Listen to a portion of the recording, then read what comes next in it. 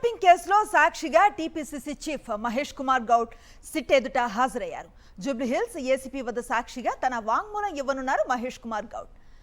November 2023 ఎన్నికల సమయంలో TPCC working president గా ఉన్న మహేష్ కుమార్ గౌడ్ తన ఫోన్ ట్యాప్ అయిందని టీపీసీసీ ఆరోపించింది.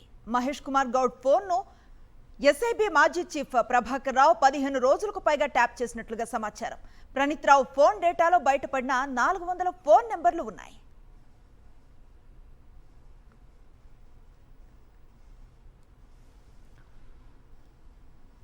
ఫోన్ ట్యాపింగ్ కేసులో సాక్షిగా TPCC chief Mahesh Kumar Goud SIT ఎదుట హాజరయ్యారు.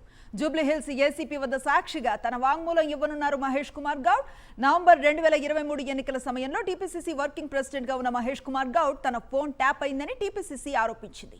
మహేష్ కుమార్ గౌడ్ ఫోన్ ను ఎస్ఐబీ మాజీ చీఫ్ ప్రభాకర్ రావు 15 రోజులకు పైగా ట్యాప్ చేసినట్లుగా సమాచారం. ప్రణీత్ రావు ఫోన్ డేటాలో 400 ఫోన్ నెంబర్లు బయటపడ్డట్లుగా సమాచారం.